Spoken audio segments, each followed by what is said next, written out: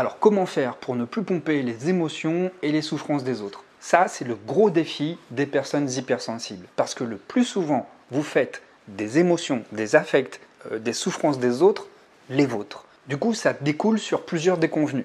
La première chose, c'est que vous êtes épuisé émotionnellement. La deuxième chose, c'est que à force de garder ce schéma relationnel, vous risquez fortement de ternir la qualité de votre relation. Et puis n'oublions pas non plus que ça peut générer de la confusion. De la confusion entre les affects et les besoins des autres et vos propres besoins. À force de pomper et de ressentir ce que ressentent les autres, au bout d'un moment, votre ressenti devient opaque parce que vous ne savez plus vraiment ce qui vous appartient ou ce qui appartient aux autres. Résultat, il y a plusieurs conséquences désagréables qui peuvent survenir. Tout d'abord, et ça c'est le premier réflexe, c'est de s'isoler. C'est un bon réflexe en soi.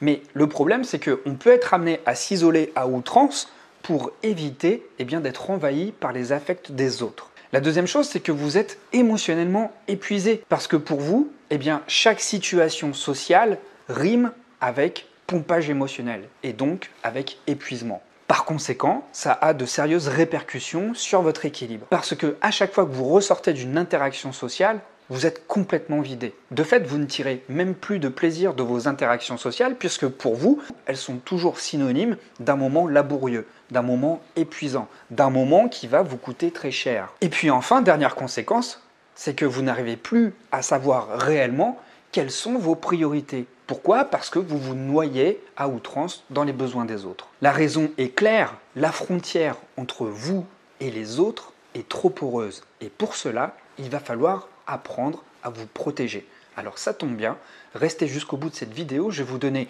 3 conseils, 3 astuces hyper faciles, hyper pratiques pour justement retrouver ce calme intérieur et puis vous protéger des émotions des autres. Mais avant d'entamer ces 3 conseils, si vous estimez que vous êtes entouré de personnes toxiques, j'ai mis en place il y a plusieurs semaines, plusieurs mois, un guide. C'est le guide de survie des personnes hypersensibles pour se protéger des vampires énergétiques.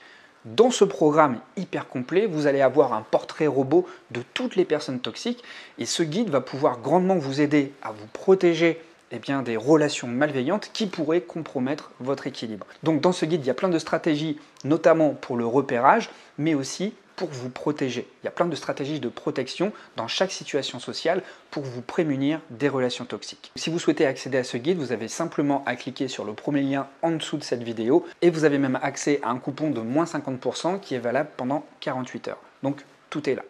Alors on va commencer par le premier conseil.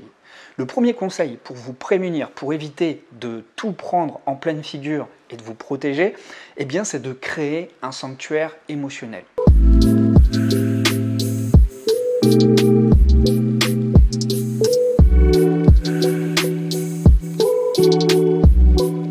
Alors, qu'est-ce que ça veut dire un sanctuaire émotionnel? Évidemment, il ne va pas être question de construire un sanctuaire. Il va s'agir simplement d'identifier un moment et un endroit dans la journée où vous allez pouvoir vous mettre en retrait. Le but ici va être de vous reconnecter à vos propres émotions. Ça peut simplement prendre quelques minutes, mais l'idée ici est de retrouver plus de clarté avec votre ressenti, de réguler également votre intensité émotionnelle pour retrouver le calme. Mais aussi, ça va vous aider à vous recharger en énergie. Alors ça peut être très simple, ça peut être un coin confortable chez vous, un coin reposant, isolé de toute stimulation environnementale, pas de lumière forte, pas de bruit fort, pas d'agitation, un endroit où, somme toute, vous pouvez vous retrouver dans votre bulle et puis vous regrouper et vous recharger en énergie. Si vous êtes au travail, ça peut simplement se manifester par une courte pause où vous sortez dehors, vous mettez des écouteurs dans vos oreilles et vous écoutez quelque chose qui va vous apaiser.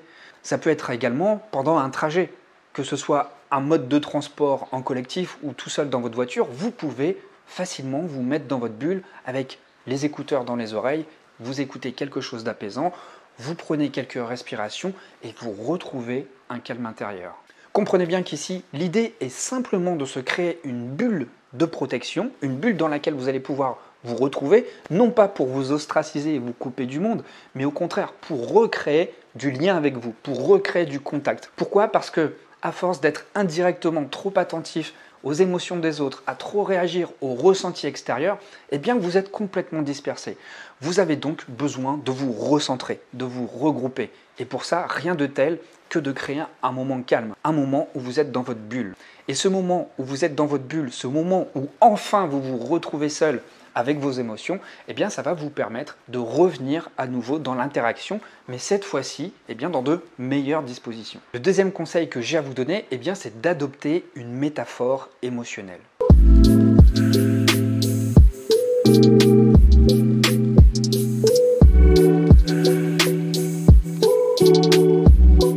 Qu'est-ce que ça veut dire? Eh bien tout simplement, lorsque vous êtes en interaction sociale avec quelqu'un, avec un ou plusieurs interlocuteurs, eh bien ayez cette présence d'esprit de visualiser vos propres émotions avec une certaine couleur, ce qui quelque part vous amène à être toujours très présent à vous, même quand vous êtes entouré d'autres personnes, et en même temps, en parallèle, eh bien, de visualiser les émotions, les ressentis, les sentiments des autres avec une autre teinte. Eh bien, de cette manière, vous pouvez visualiser un tableau émotionnel de la situation relationnelle que vous êtes en train de vivre à l'instant T. Ça va vous permettre de reconnaître et de différencier vos émotions et vos sentiments des émotions et des sentiments des autres. En développant cette pratique régulièrement, à chaque fois que vous vivez une interaction sociale qui vous fait un peu flipper ou vous sentez que vous risquez quelque part de vous épuiser sur le plan émotionnel, eh bien vous allez apprendre progressivement à filtrer les émotions extérieures, donc les émotions qui ne vous appartiennent pas, et de vous concentrer sur vos ressentis, sur vos émotions à vous. Alors est-ce que ça va faire de vous une personne égoïste, associable qui se coupe du monde? Pas du tout. Au contraire, de cette manière, vous allez pouvoir créer des frontières solides, des frontières stables. Non pas pour vous rendre hermétique par rapport aux autres, mais au contraire pour préserver votre énergie et être dans les dispositions optimales pour pouvoir communiquer efficacement sans perdre tous vos moyens. Et puis enfin, le troisième conseil que j'ai à vous donner, c'est d'établir un rituel de transition.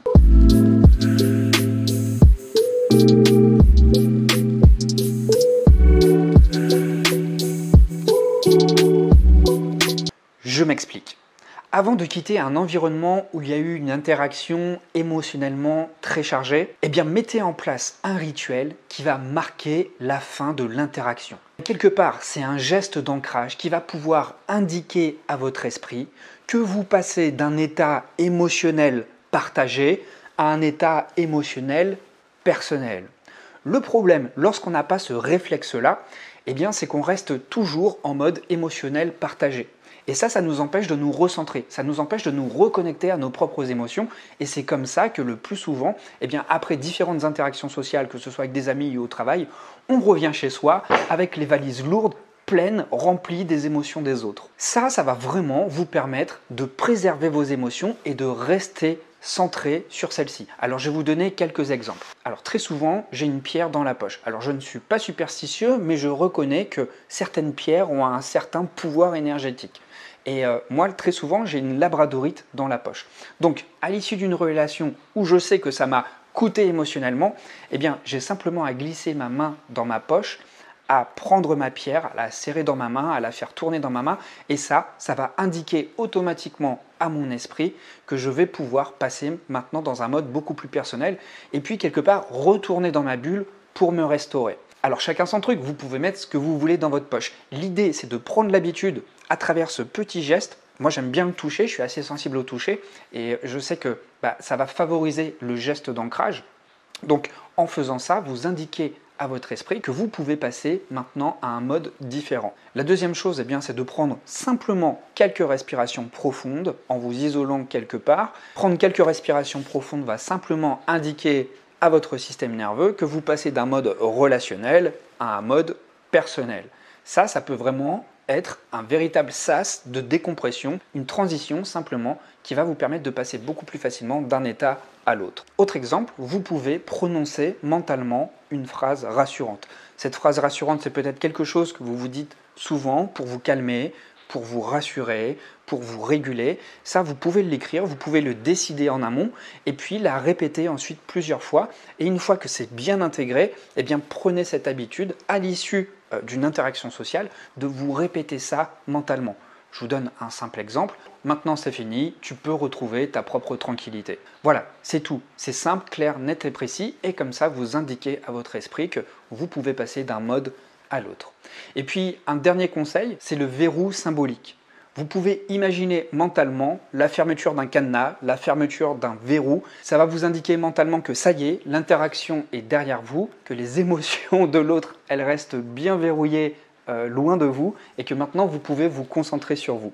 Alors voilà, j'espère que ces 3 conseils vont vous aider. N'hésitez pas à les mettre en pratique, c'est la répétition qui va créer l'habitude. Il n'y a rien de magique dans ce que je vous ai dit. C'est en faisant les choses régulièrement que ça va devenir automatique et au bout d'un moment, ça va devenir un réflexe. Les choses vont se faire automatiquement, vous allez pouvoir vous réguler et vous protéger des autres. Voilà.